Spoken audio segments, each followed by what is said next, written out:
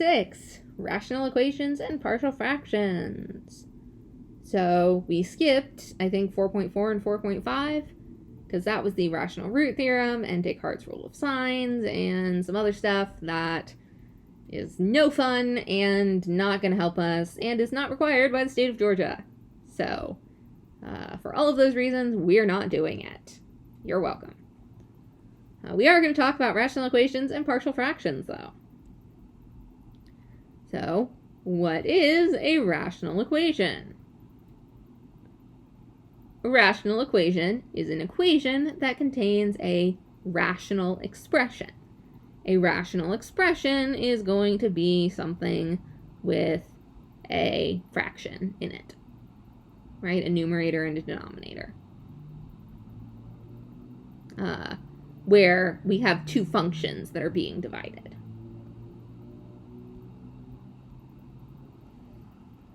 If a scuba diver goes to depths greater than 33 feet, the function t of d equals 1700 over d minus 33 gives the maximum time a diver can remain down and still surface at a steady rate with no decompression stops.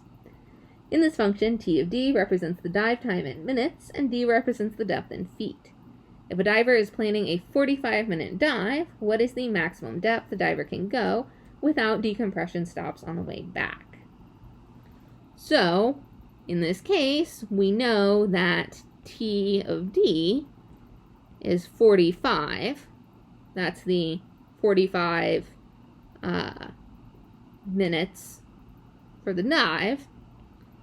And that's 1700 over d minus 33. We're solving for d. So, the first thing that we have to do is we have to get rid of this denominator. And to do that, we are going to multiply both sides by d minus 33. And we just keep that in parentheses, and that's its own whole little thing. We can't split up the d and the 33 right now. Alright, and so that cancels out on the right-hand side. And this is 45, d minus 33 equals 1700. Now we want to get rid of this 45. So we're going to divide that on both sides. And that is 37.7 repeating.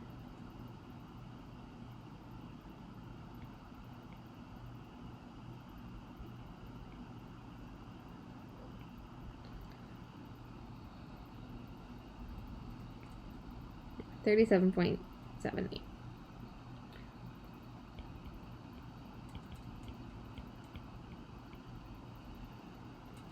And then we just add 33 to both sides. And that gives us a maximum depth of 70.78 feet.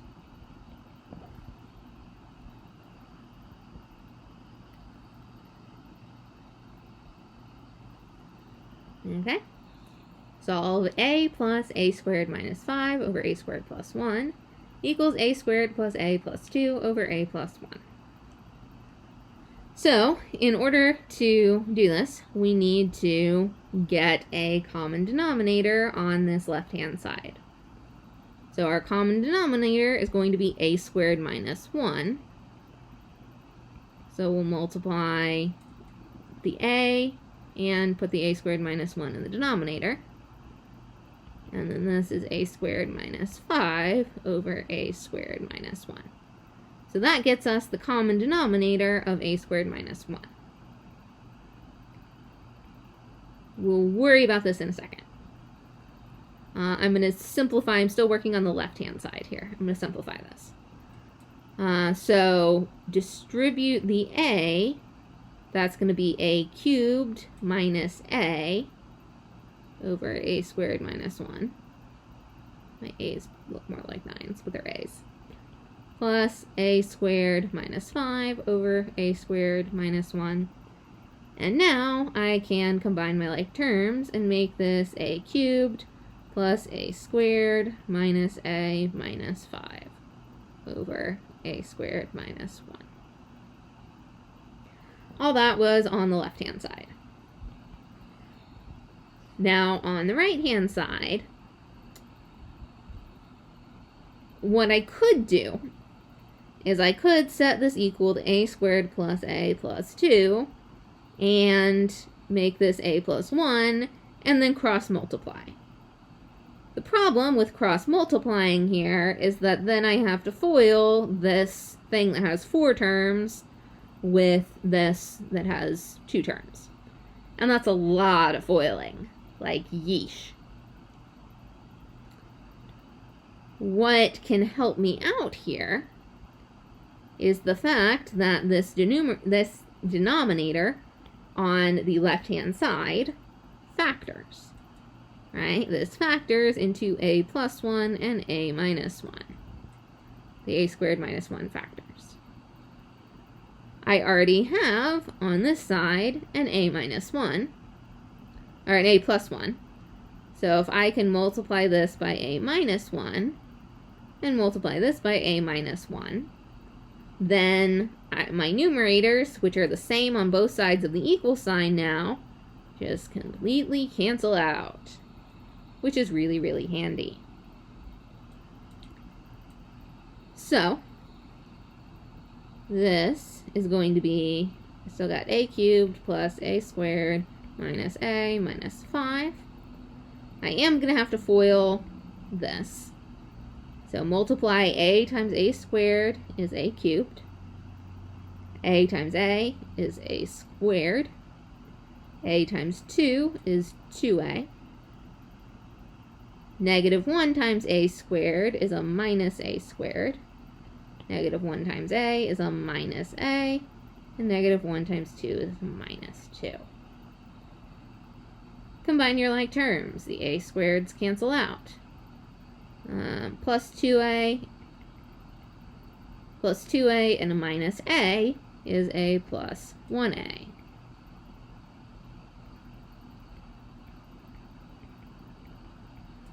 And then we want to get all of our a's over to one side. We want to get this equal to 0. So we're going to subtract a cubed from both sides, and that goes away entirely. We're going to subtract a from both sides, and we're going to add 2 to both sides. This gives us a squared minus 2a minus 3, which we can solve by factoring. This is going to factor into a minus 3 and a plus 1, and we set each of these equal to 0. Equals 3, a plus 1 equals 0, a equals negative 1. Are we done? No, we are not done. There is one very important thing that we have to do when we're solving rational equations, and that is to check our work. If I take a equals negative 1, and I plug it in to this function, I'm going to get a divide by 0 error. A cannot be negative 1 because then I would end up dividing by 0. So this a equals negative 1 is what's called an extraneous solution. The only real solution is a equals 3. And technically you should plug that back in and make sure it works and that you didn't mess something up, but I don't want to do that right now. I will leave that as an exercise to the viewer.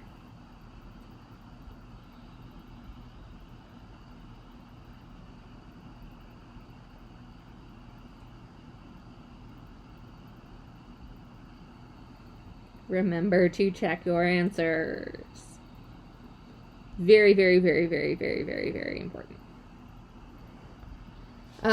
The process used to solve rational equations can also be used to solve rational inequalities. And so what we're going to do is we're going to treat this like it's an equation. Right? So we're looking for where this function is negative. If I have a graph of some function, in order to start positive and end up negative, or vice versa, I either have to go through 0 or I have to have an asymptote. Right, here I start negative, and then on the other side of the asymptote, I'm positive. So either I have to go through 0 or I have to have an asymptote. So, for rational inequalities, what we want to do is find all the places where the function equals 0 and all the places where we have a vertical asymptote. Where does the function equal 0? The zeros of the function, we only have to set the numerator equal to 0. So x minus 2 equals 0, x equals 2, x minus 1 equals 0, x equals 1. So we only have to set the numerators equal to 0 in order to find the zeros. So f of x equals 0 at x equals 2 and x equals 1. Now we have vertical asymptotes where the denominator equals 0. So we're going to set the denominator equal to 0 and get x equals 3 and x equals 4. Now, if you have some idea of what this function looks like, you can graph it. Otherwise, we're going to make a number line. And we're going to put all of our zeros, so these are vertical asymptotes. So we're going to put our zeros at 1 and 2, and our asymptotes at 3 and 4. These are all of the places where the function could be, could change from positive to negative or vice versa. And this is where it's equal to 0. So in these intervals, in between, so anything less than 1, anything between 1 and 2, anything between 2 and 3, between 3 and 4, or greater than 4, the function is either only positive or only negative. So I can pick some points in each of these intervals and test them. And if they test positive, then I know that entire interval is positive, and if it's negative, the entire interval is negative. So pick a number less than 1, let's say 0, and we're going to plug it into the function.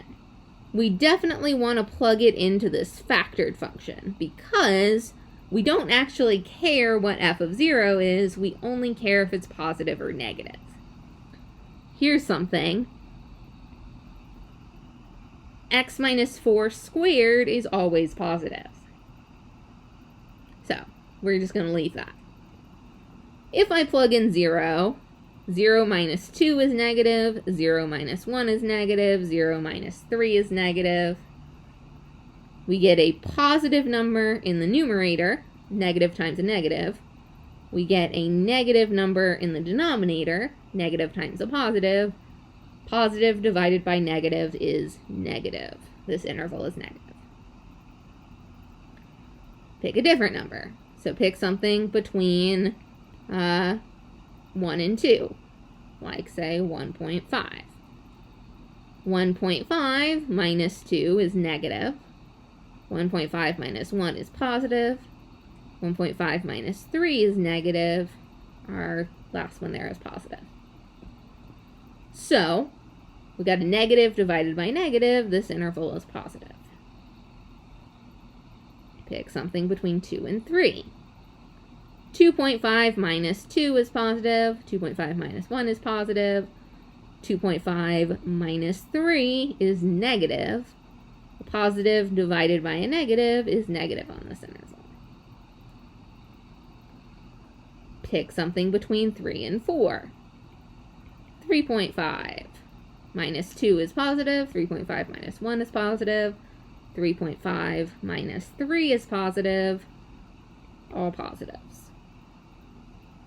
And if we pick something bigger than 5, or bigger than 4, say 5, we're going to get all positives again.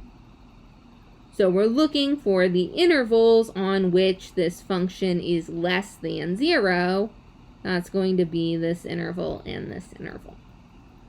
So that's going to be the interval from -infinity to 1 and from 2 to 3.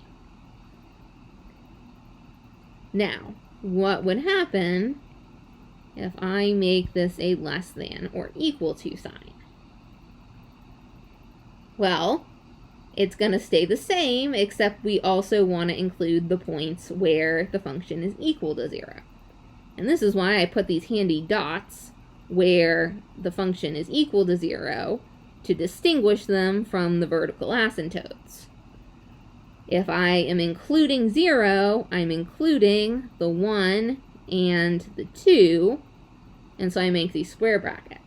I'm not including 3 because 3 is not a 0 of the function. 3 is a vertical asymptote, and the function is in fact undefined there.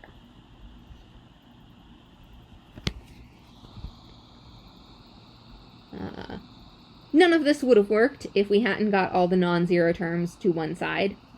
So in this case, it all started out as being something less than 0.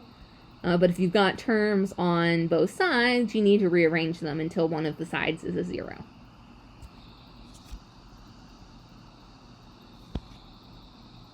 Try one more.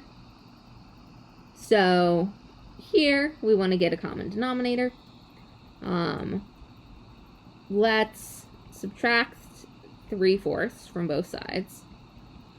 So we got 2 over 3a plus 5 over 6a minus 3 over 4. We need a common denominator. If you can't tell, our common denominator is going to be 12a. So multiply this by 4, multiply this by 4, multiply this by 2, multiply this by 2, multiply this by 3a, multiply this by 3a. And because we subtracted that, this is just 0. So this is 8 over 12a plus 10 over 12a minus 9a over 12a, which is 18 minus 9a over 12a. So we have zeros of the function, x-intercepts, where 18 minus 9a equals 0. So we set the numerator equal to 0, and then we set the denominator equal to 0. 9 divided by 9, and we get that a equals 2. So that's a 0 of the function. We set the denominator equal to 0. 12a equals 0. That means that a equals 0. That's a vertical asymptote.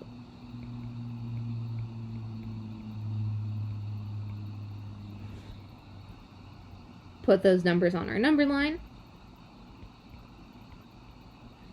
and test the intervals.